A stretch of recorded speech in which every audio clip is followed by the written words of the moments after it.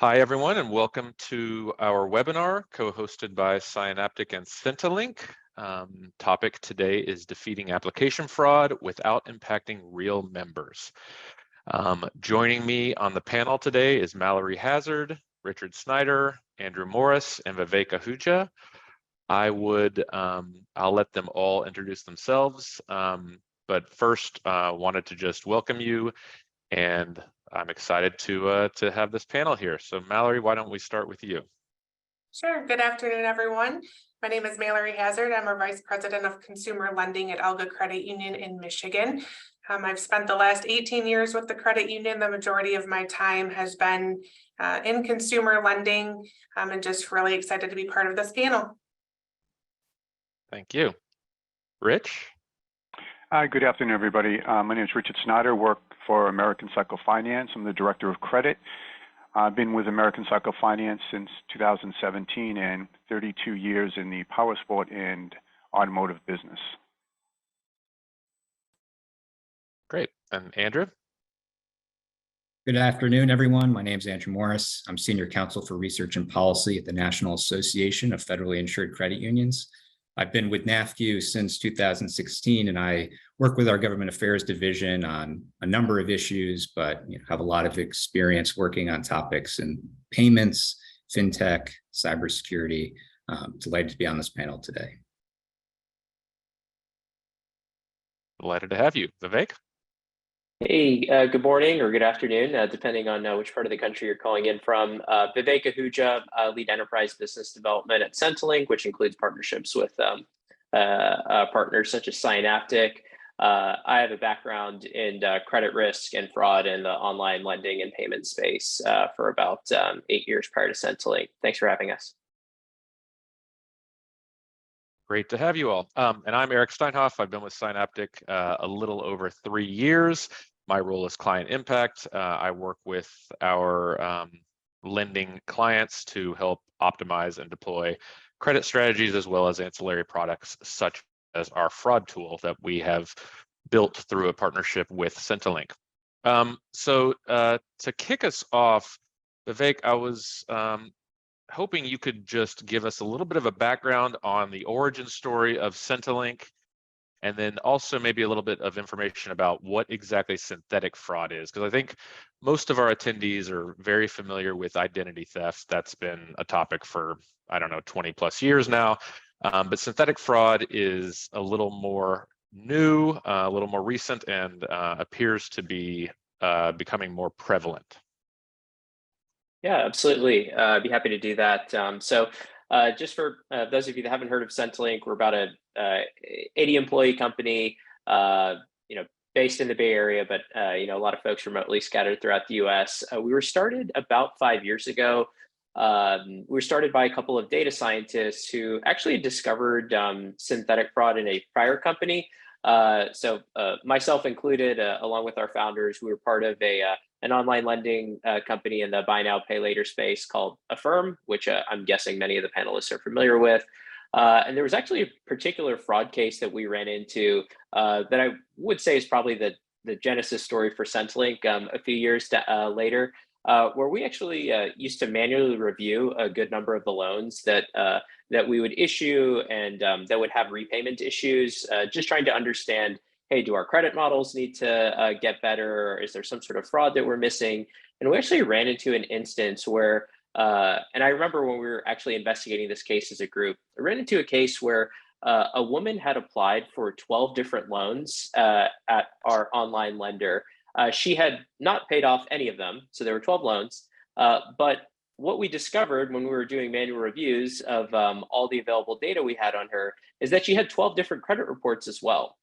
So each of these credit reports had her name, her date of birth, and a different social security number. At the time, we were just like totally shocked that this could even happen. Our assumption at the time was that the bureaus themselves would have a better sense of sort of identity, how they could have created all of these basically fictitious credit reports for somebody, and she defrauded us for took a nice chunk out of our our lending P&L. And so that is actually a pretty good segue into what synthetic fraud is.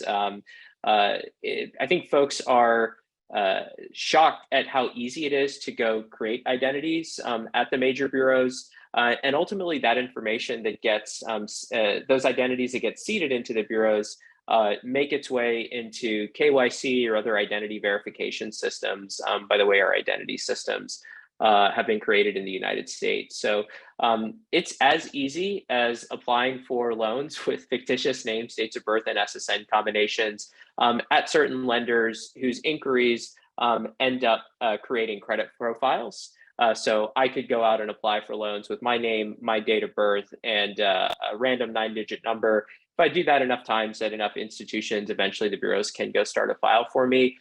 There's other tactics such as adding fictitious identities as authorized users onto credit cards is another way to go. Create these identities, build a credit profile of these identities in the lending space. Typically, these result in some sort of bust out event or an event where the sort of credit limits that these fictitious identities can accumulate start to get maxed out and then result in some sort of bust out or loss event at a lender.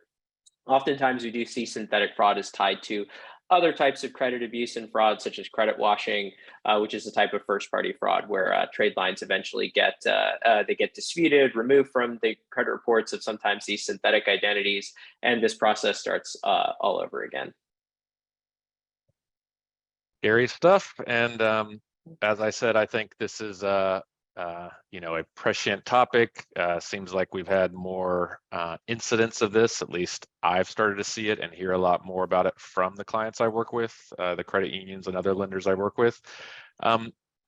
I'll continue with you, Vivek, and maybe Andrew, you can jump in here, but curious as to just what you guys are seeing, since Vivek, at SentiLink, you deal with lots of incidents of fraud, whereas my clients might only have a couple a month, hopefully, or less.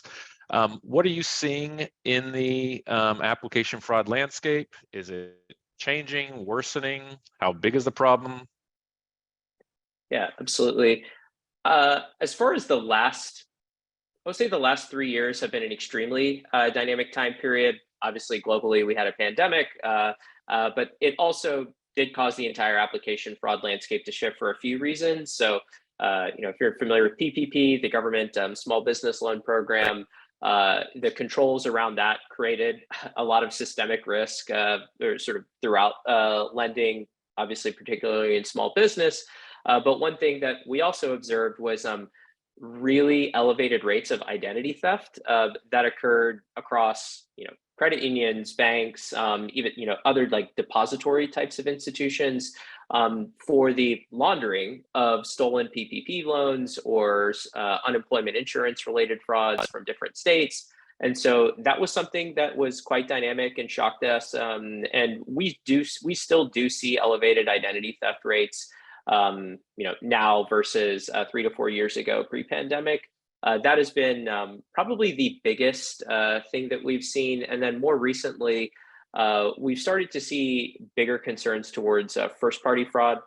So different types of false dispute claims in lending, as well as with DDA accounts and sort of payment transactions. So Andrew, would be curious, what you see as a, at NAFCU with the credit unions you work with.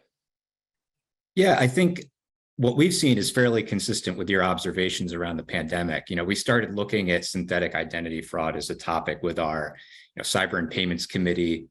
I feel like all the way back in 2018 as a sustained kind of work stream, just because the Federal Reserve was also very interested at that time around investigating synthetic ID.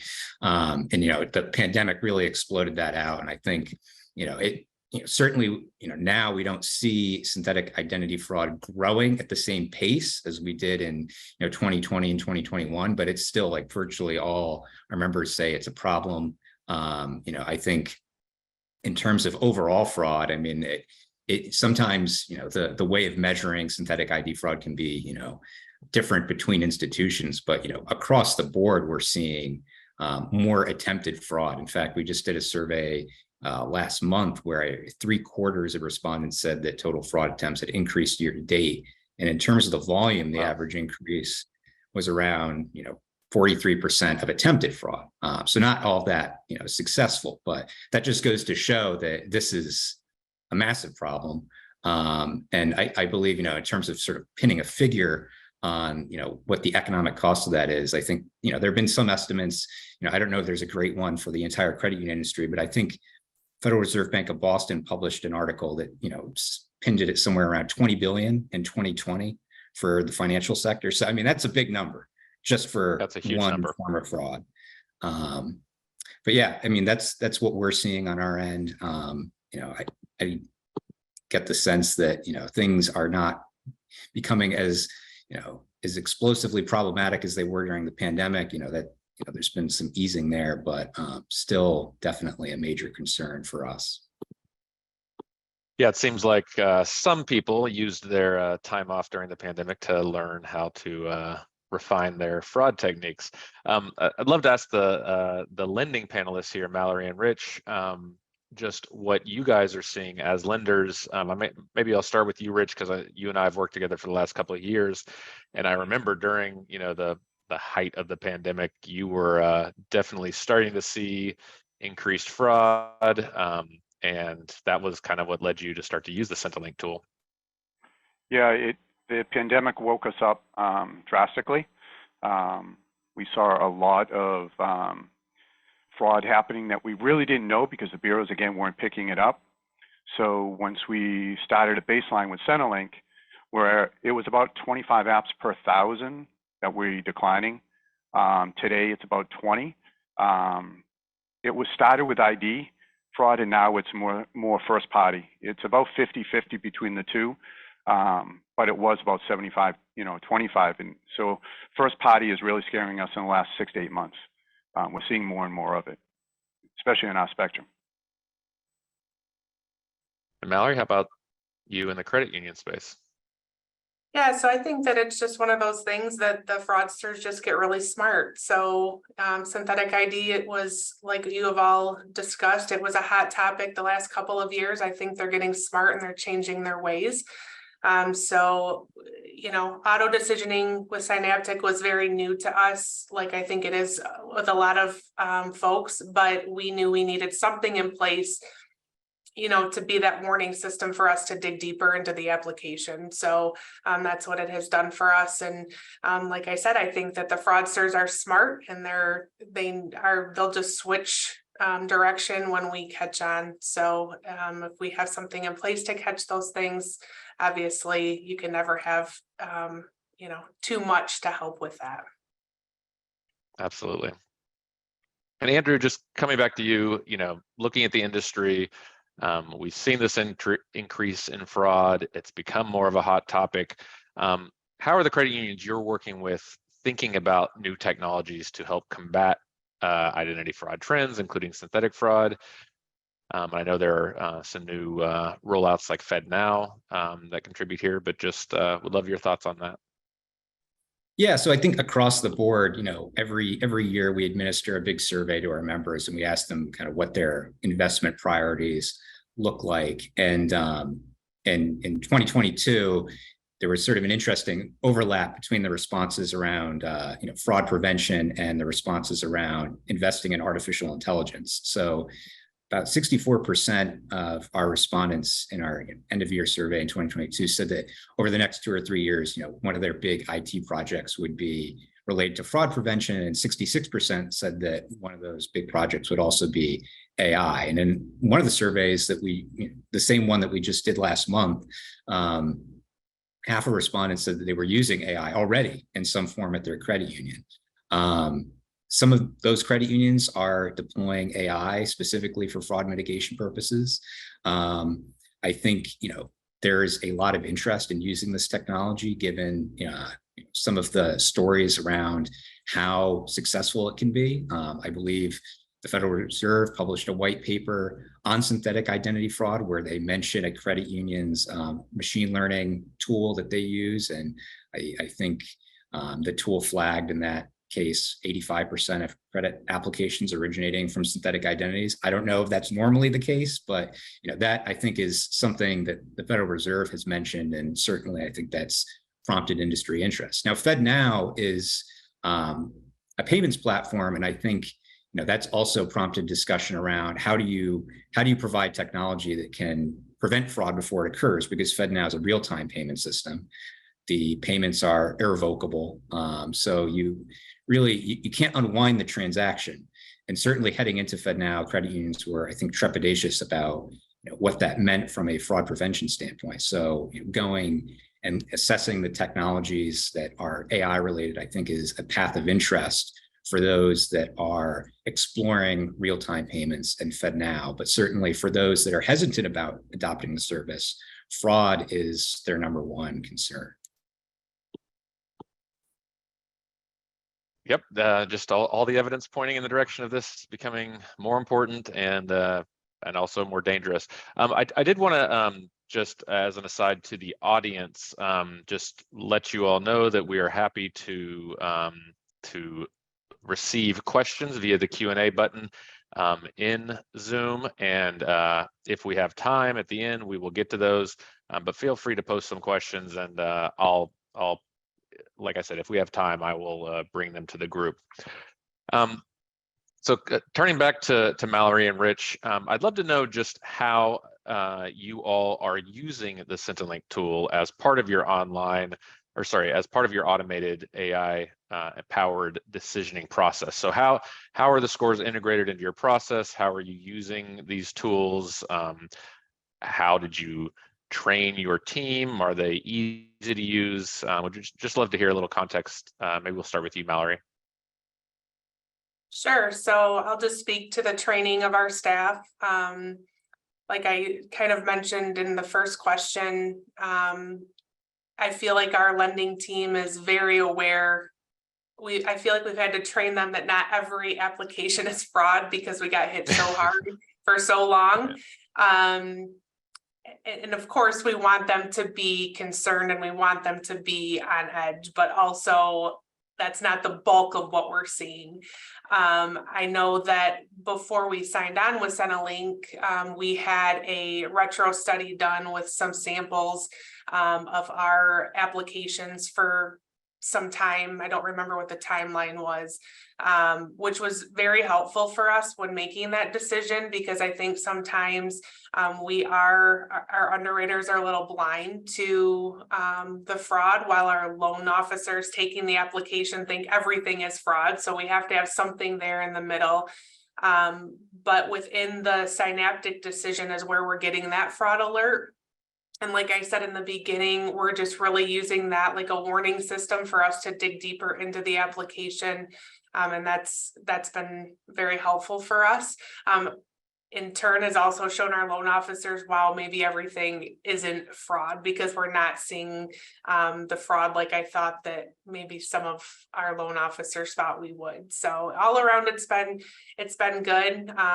Again, just another tool for our lending staff to adapt.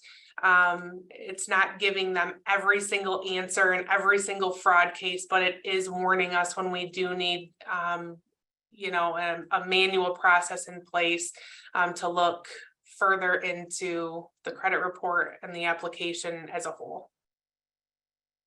Great. And Rich, I know your lending model is a little different than a credit union. You're completely indirect. You're not necessarily, you don't have any pre-existing relationship with these applicants.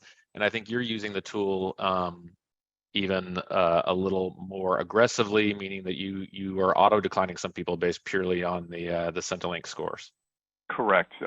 With the help of SentiLink and Scienaptic, we API everything in, so we get the scores right away, and we have a baseline for auto decline, and then we have a second baseline for underwriting review.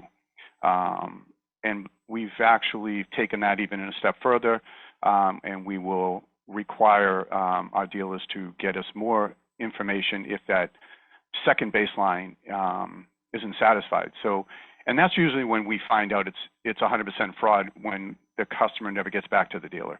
Right. Again, getting the underwriters to understand, it's what Mallory said, not everything's fraud. I mean, even though the score could be, maybe meeting your second baseline, it just doesn't mean, it could be a typo, et cetera. So training is key, and then getting used to asking for the information again, we deal directly with the dealers. That stops the process about 50% of the time, asking for additional, POR or, verification of identity, et cetera. And if not, we'll do a manual verification ourselves. So it's definitely helped. It's saved in our portfolio in the last 2 years. It's a godsend to have it, especially with the API and the scores coming in from Scienaptic at the same time. Yeah, and one of the things with fraud tools that has always, made me cautious is the idea of the false positives, right? So people who are flagged as potential fraud, you stop them, you're suspicious of them, and like you said, maybe it's a typo, or maybe they've moved recently and changed phone numbers recently, and so there's just some alerts flashing about that person. Part of what I love about the SentiLink product, and now that I've worked with SentiLink for a couple of years now, is their precision, meaning the likelihood that someone who is stopped is truly fraudulent is quite high. So there's not a lot of false positives. I think you mentioned a number, Rich, through an indirect channel of 20 to 25 per thousand. Correct. That's not like stopping your business. You're still able to process apps efficiently while stopping the highest risk ones. And Mallory, I know you're a little newer to the tool, but it sounds like you guys are not experiencing shutdowns, at least. Vivek, I'd love for you to kind of just provide a little detail about what goes on behind the scenes. How does the SentiLink tool work? How are the scores assessed? What are the algorithms, et cetera, that are fueling this tool? Yeah, absolutely. So the way I like to describe sort of what's under the hood, or how the sausage is made, is I like to think about it along a couple dimensions. One is the data that we use. We do license data from the bureaus themselves. We have a total of about 20 other different data sources that we use that have to do with phones, emails, IP addresses, identities, other information that helps us sort of resolve whether an identity is real and whether that identity might be stolen, or there may be some other sort of abuse pattern. There's also the fact that because we work with about 300 financial institutions across banks, credit unions, specialty lending, other types of use cases, is that in itself becomes a really unique data set. The ability to see how a phone number or an email is being used on any given, basically up to the second, at any given moment, the history of usage with that, some of those PII elements, or how we've seen that identity behave. But our special sauce isn't just like how much data we can acquire. We also combine that with a labeling taxonomy, essentially a tagging system that we have internally. We actually have a team of fraud investigators inside SentiLink that helps to create the targets for the models, which helps us with having clearly defined targets for what we want to be flagged for identity theft or synthetic fraud. It's not just a generic score. It is trying to target very specific behaviors. And then as far as the modeling itself, look, we were started by data scientists. We have a very large sort of statistical and sort of data science pedigree here at this company. But what we are using are machine learning models that are helping to combine this data and make it useful to help target these types of fraud. If we could accomplish the same thing with a linear regression or a less, another type of statistical tool, we would use it. But we've just found that, some of the models that we've used that are ML based are what give us the best performance. Great, thanks. Coming back to Mallory and Rich, do you have any stories or specific examples? I know Rich has talked about the 20 to 25 apps per 1,000 that are stopped. But do you have any real world examples, either statistics or specific incidents that you'd like to share about fraud that has been stopped, and or how your team has gotten a little more confidence auto approving with this tool? Mallory, why don't we start with you? Sure. Yep. I have a very recent example. This happened yesterday, actually. I said, this is great timing. I'll share it tomorrow. But we did have a case of synthetic fraud. He applied a couple of different times. We ran the Scienaptic decision. Like I said, we are not auto declining anything, but it did come back with a fraud warning on both of the applications. It was a scenario where two different loan officers got the different applications. So it was not one loan officer working on both of those requests. It did not auto approve. It did go to our underwriting team. This was a situation that the underwriter actually asked more questions because of the fraud alert that came back. And it was definitely a synthetic fraudulent application, and two large requests that I can confidently say we probably would have approved, just because it all looked really, really good on paper. Long time job stability, and really no reason for us to not approve it, other than, you know, again, we are trained to look at certain things on a credit report, and then paired with the alert that we received back, we did not move forward with the request. So Yeah, that's and I think about as that's real world as we get. no, that's perfect timing. Yeah, unfortunately, but I guess fortunately for our audience.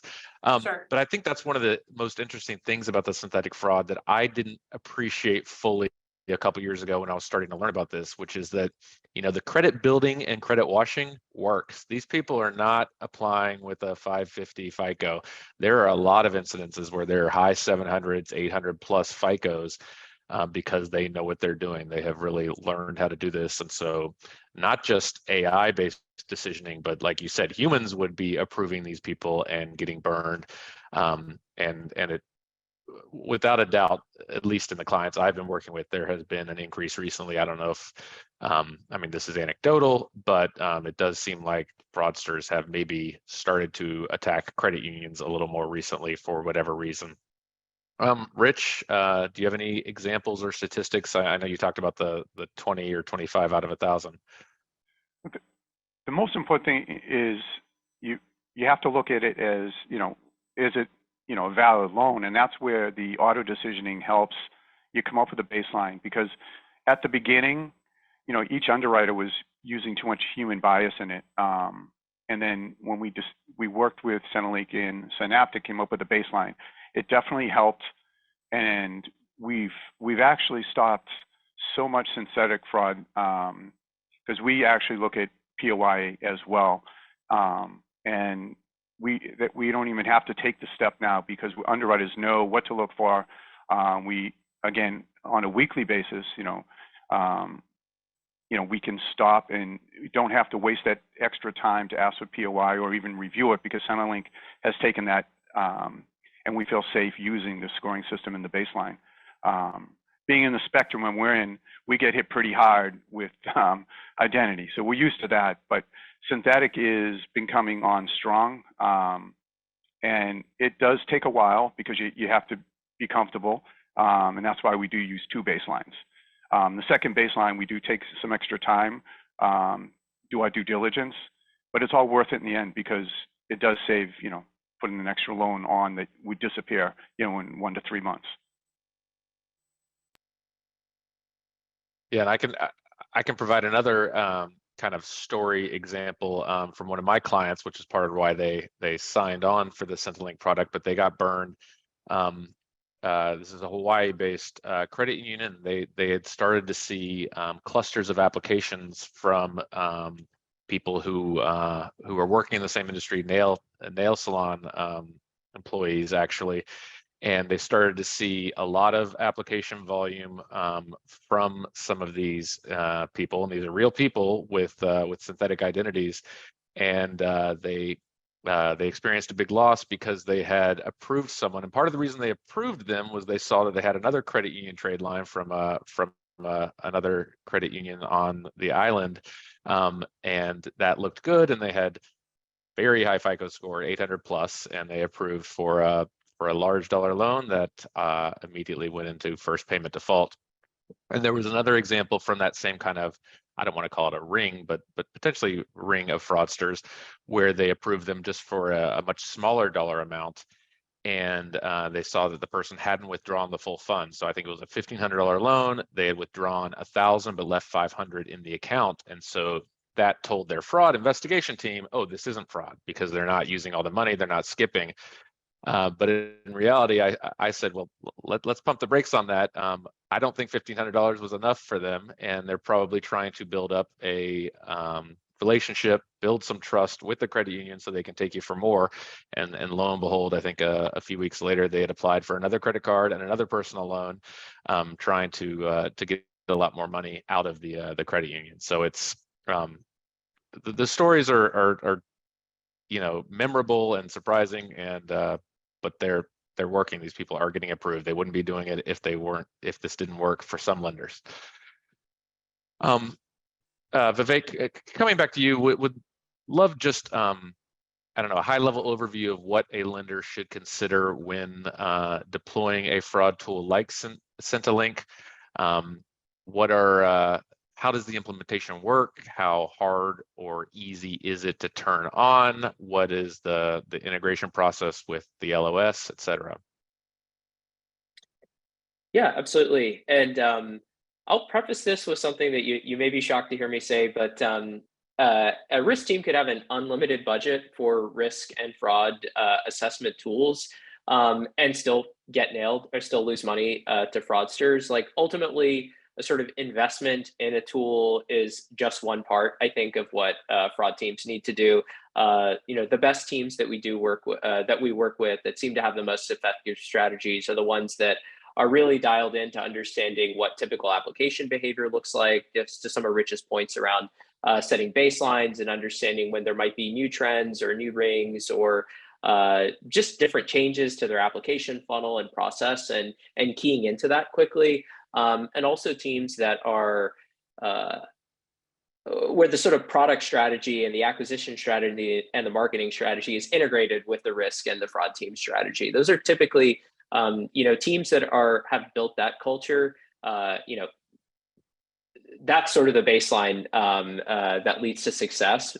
So we'll preface it with that, but with in terms of using SentiLink, what I would recommend for companies that are looking for help with application fraud, be it automating more of their decisions or being smarter with the applications that they pen, would be to do some sort of retro study or back test, just to get a sense of, and this is typically what's done when we do have partners that are interested in checking us out is, hey, getting a baseline for how much synthetic fraud or ID theft they might have, which is something that we'll typically do in a back test. Also, look at how the scores perform on that unique population. So, every credit union, every bank, every lender has slightly different populations. And so, statistical models will perform slightly differently depending on what the acquisition strategy is. So what we'll typically do as part of a retro study and subsequent implementation is work with that partner to define, some score cutoffs that they could use so that they can really make that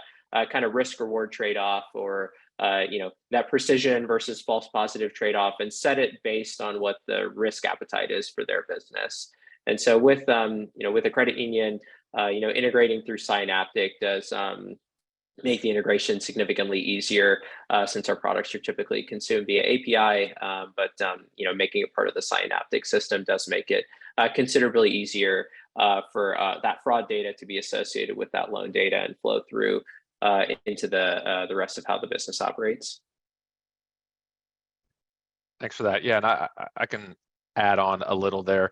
One of the other things I really like about the SentiLink tool is the fact that it is a score, and as we talked about, we can set through the Scienaptic SentiLink integration with the LOS, we can set different cutoffs for different lenders based on their risk appetite and their fraud risk appetite. So Rich, not having a pre-existing relationship with the vast majority of his applicants, can set a lower threshold, and even, like we said, kind of an auto decline threshold. Whereas Mallory, working at a credit union, probably doesn't want to be as aggressive with declines, but maybe wants to stop, obviously wants to stop the ones that are potentially suspicious. And so we can tailor up and down very easily those thresholds based on real world experience. As we see, if we see it's stopping too many apps, we can increase the cutoff. If it's stopping not enough apps, if the fraud gets through, we can drop that down. And that's quite easy to do in my experience with several clients so far. The other thing I I love about how the tool works. Like you said, different channels, different products, you might get different pieces of information. Just anecdotally, one of the things I really liked about some of the fraud flags in some of those retro studies we've done with our clients through SentiLink is how email can be brought into that. And we'll find, with every client, we find some suspicious applications. Fortunately, most of them were declined, and they were caught, not necessarily by underwriting, but caught before funding in a lot of instances because of some suspicious activity and or the applicant's inability to verify some information. But one of the things that immediately stood out to me in some of those retro studies was looking at the email address and the fact that SentiLink is able to identify when that email was created and or when it was first seen in the email in the internet, World Wide Web, basically. And the fact that a lot of these fraudsters are creating new email addresses, which are easier to create than new phone numbers. They may have created it yesterday, applied for a loan online at a credit union today, and that's obviously suspicious behavior. I'm not going to create a new email address to apply for a new loan because I'm not a fraudster.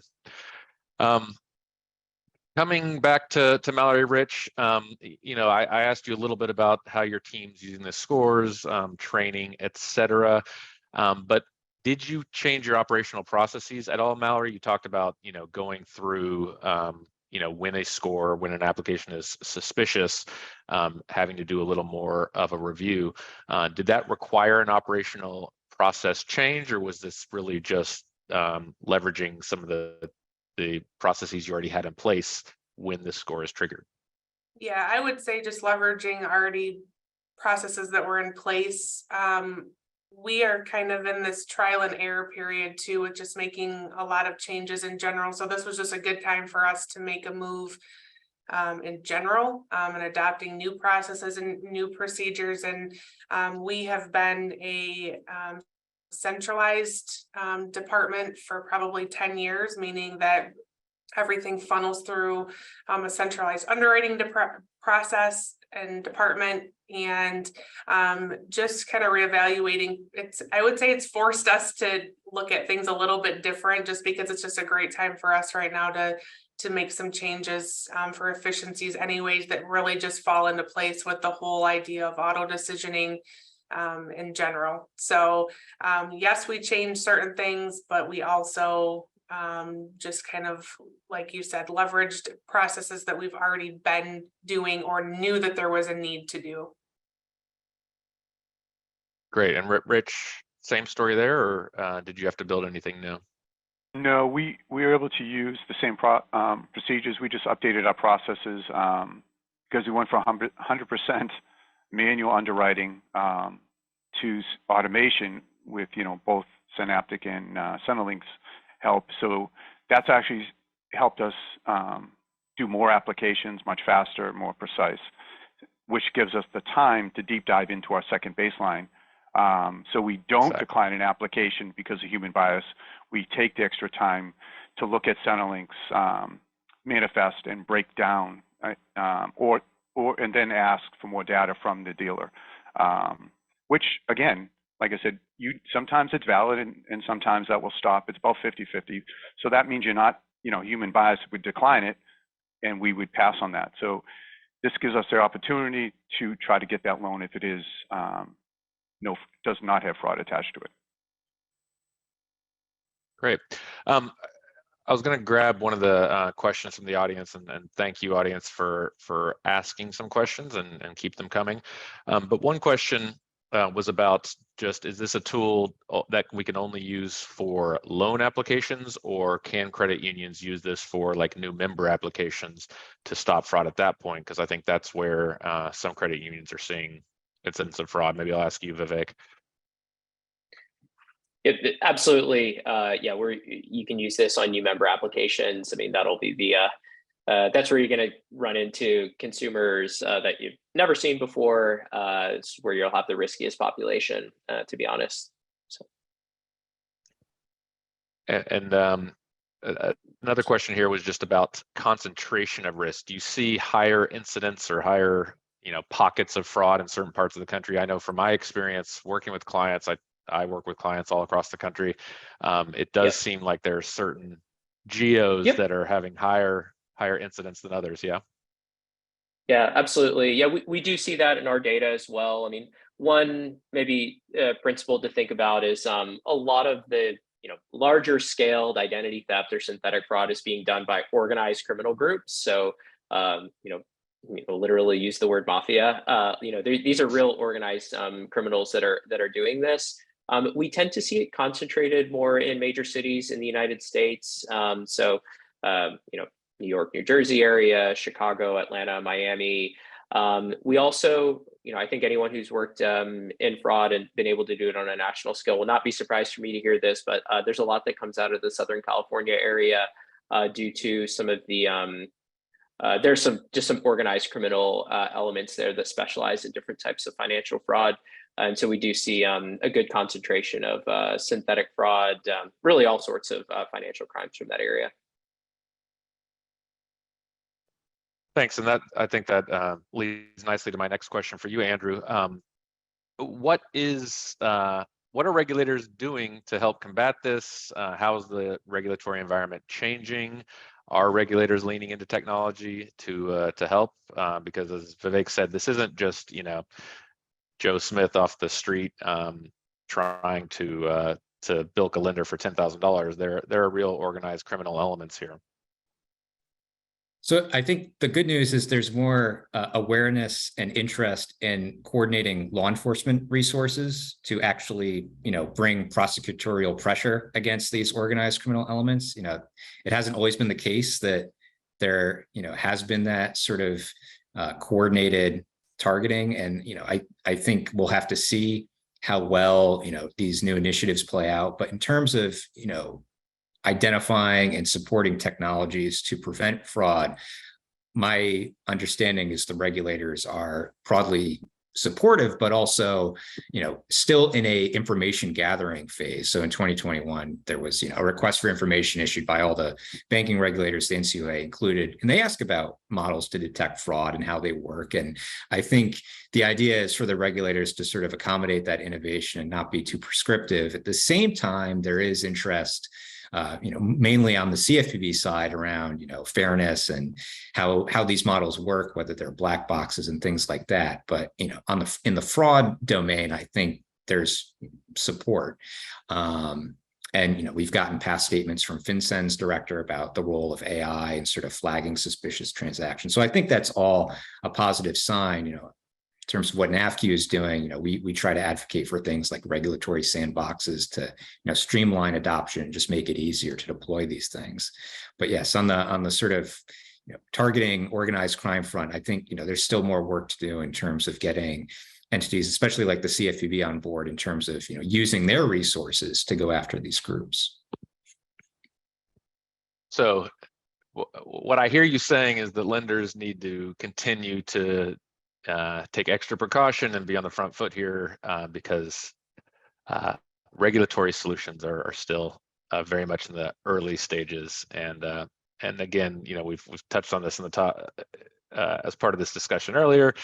Fraudsters feel like they're always evolving, always not necessarily 2 steps ahead, but when lenders or regulators or police departments find ways to crack down, they will just change their tactics and move along, and so we have to remain ever vigilant. That actually leads nicely into my next question, kind of a more of a interesting open space question for maybe Vivek and Andrew.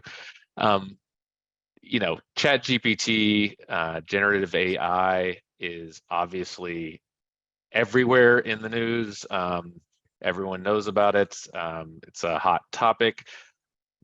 Are you, and this is more of an opinion question, I think, than anything, but is there a way to leverage those tools to combat fraud? Or conversely, is there reason to be even more concerned about fraud in the future because fraudsters may be leveraging those tools?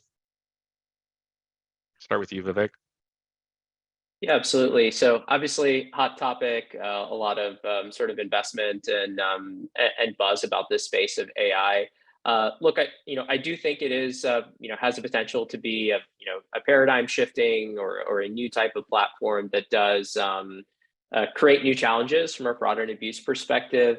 I think what a lot of the maybe discourse that you'll see is sort of starting from nothing and then going to like a doomsday scenario, which is like, on the fraudster side, you have these really great deep fakes and documentation and tactics that are being used to try to open accounts or commit fraud. And I guess even on the solution provider or financial institution side, jumping straight into using AI to make all of your, every single decision within an institution. I mean, I guess my thesis on this, or my opinion on this, is probably where we'll see the most adaptation the most quickly is going to be on the lower hanging fruit. So I guess on the sort of fraudster adversary side, I think of things like social engineering scams, being able to do those at scale, being able to do those better than what criminals were doing before. I do see that as maybe an exposed piece of the financial system that will be AI will certainly impact.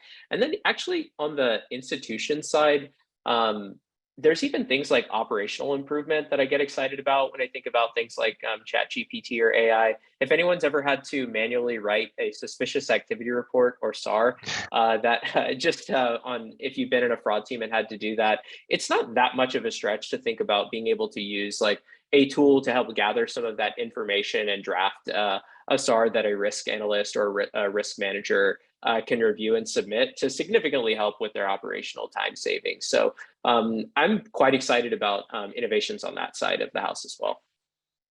That's a great point. I hadn't thought of that. Andrew, what are your thoughts here? I agree with the thesis that, I think these generative AIs, large language models, especially, ChatGPT, will probably be, deployed at least in the early phases, if at all, by fraudsters and sort of social engineering type attacks. I think, there have been news stories of various creative uses of AI to bypass certain authentication measures, such as voice. You can clone your voice using AI. You can clone someone else's voice. So, I think, the emergence of these technologies probably is an occasion to reflect on, authentication, perhaps, and how do you defeat those low effort social engineering, I'm just impersonating someone with a generative AI type situations. And, do you necessarily want to rely on things like voice authentication for, critical functions? So, I think the direction AI will take on the criminal side will probably be somewhere along those lines. For institutions using AI, I think, there are a lot of interesting ways that generative models can maybe help. I don't necessarily know exactly what the pathway will be, but certainly, there is a dark web out there, and, being able to synthesize that information more quickly, understand patterns, draw connections between how these groups are operating by, going through that data in a more efficient way. That could be potentially an opportunity for large language models to sort of show their difference in the fraud space. And so that kind of dovetails nicely with a question from the audience. How can lenders, credit unions in particular, help their consumers? So, with identity theft, someone's identity is being stolen. There is a victim there. Less so with the synthetic fraud, but also, as you touched on, social engineering. That makes me think of scams, and honestly, some of these scamsters are so real. I don't think it's just the elderly that are at risk, which has been historically what's gone on. But if someone can mimic or copy someone's voice and maybe make a phone call and ask someone to give them their bank details and or whatever else that can expose that person. Do you think the regulators or the regulatory bodies are thinking about this? Do they have any solutions? What do you anticipate happening here? I can say that the regulators are definitely concerned about elder abuse and elder, related fraud, especially things like romance scams. Certainly, the potential for voice generation and impersonating, someone's grandson or granddaughter, Right. obviously a major risk. In terms of solutions, I don't know if the regulators are particularly helpful in that regard. Right. I think it's really up to the private sector to develop those solutions. But yeah, I think in terms of where that fraud is going, I mean, we see in our surveys more elder-related fraud being reported, or at least attempted elder-related fraud. And certainly romance scams, are on the rise. I think the CFPB has written articles about it recently as sort of a problem. It's especially problematic during the holidays, it seems. That's typically when we see, bulletins about it coming out. But yes, I think, where AI and these forms of fraud intersect, I think it will just increase their sophistication, and probably for older demographics, the outreach that a credit union does to inform them about fraud and prepare them about these scams, or educate them about these types of scams, I think is increasingly important. Agreed. And that's one of the great things about credit unions is they do have, I think, a realer relationship with their members than, say, someone at a bank who just has a checking account with Wells Fargo or Bank of America. We've only got a few more minutes here. I'd like to wrap it up relatively quickly. Maybe close it out with Vivek and Andrew. What do you anticipate coming up? So we talked about social engineering. We've talked about voice mimicking or replication. What is your projection? Is fraud going to continue to increase post-pandemic, now that people maybe have less free time on their hands, and or are fraudsters continuing to get more clever? So I guess I'll answer first. So I think something that's trending is aside from the kind of post-pandemic, there is macroeconomic pressure on consumers and small businesses right now. That does lead, we've started to see in our data, increasing levels of things like first-party fraud, or even, some types of, certain types of, most synthetic fraud is first-party synthetic fraud, which often, consumers can be led down that path due to having to operate in a more credit-constrained environment, or some of this stuff does intersect with sort of economic pressure. So my I guess prediction would be just continuing to see some elevated levels of first-party frauds that tie to sort of credit abuse and manipulation. Andrew, what do you think? And sorry, if I could just weigh in there, just add a little context. What I hear you're saying is, there's this synthetic fraud for the purposes of intentionally taking money from a lender, right? Like, I'm going to create a synthetic identity using my name and information, build up credit, and steal $30,000 via an unsecured personal loan from a credit union. On the flip side, there's people who just have bad credit because they're higher risk. They've maybe declared bankruptcy. They've maybe had some charge-offs in the past. They're not going into this credit washing or synthetic identity creation with the objective of stealing $30,000 out the gate. However, if they get an 800 FICO and they get $30,000 and they can't afford to repay that because they are more of a marginally credit candidate, that's a higher risk, right? You're starting to approve someone for a loan. They're not necessarily intending to walk away with those funds on day one, but they probably don't have the means or ability or credit know-how. Unfortunately, we do find that consumers that are in those situations can sometimes be led down a path to doing something that is actually fraudulent, criminal. There's a shocking amount of information about how to do this on TikTok if you search for credit repair, or how do I improve my credit score, or other platforms. And it's possible that they could get taken by a bad actor and led to to go down a path that they didn't realize was committing financial fraud. Sorry, thanks for that. And then Andrew? Yeah, I don't want to end on a dismal or pessimistic note, but like historically, we see the volume of attempted fraud, the dollar losses of fraud in the financial sector just going up, up, up. I mean, I think there may be a moment where these AI related solutions do begin to show like a trend of stopping that and maybe hopefully reversing it. And I think there's a lot of promise there. I think what might also happen is that, as responsible actors, as credit unions invest in this technology, and we do see that the industry is prioritizing this as an investment, that the fraud will move to sort of weaker sections of the financial marketplace in terms of, entities that aren't necessarily investing the same amount into security, fraud detection, KYC, et cetera. So potentially the fraud just shifts elsewhere. And, that doesn't mean it's not a problem, but, perhaps it's less lucrative in those, more obscure corners of the marketplace. No, I think that's a really good point.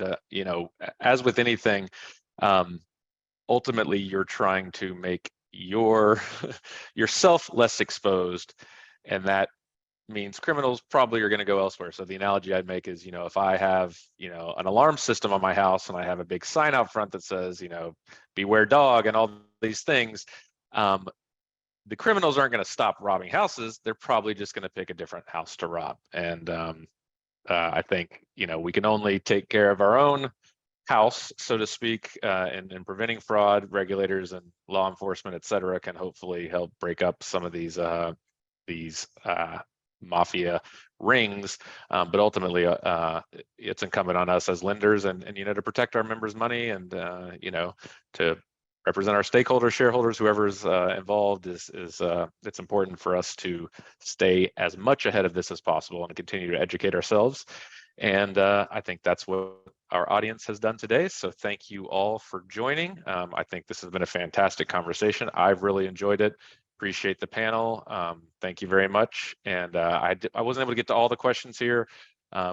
We will we'll share those with the panel, and some of us will inevitably follow back up with individuals who've asked these questions. Thank you all. Have a great rest of your Thursday, and bye. Thanks, Eric. Bye, everybody. Thanks, everybody.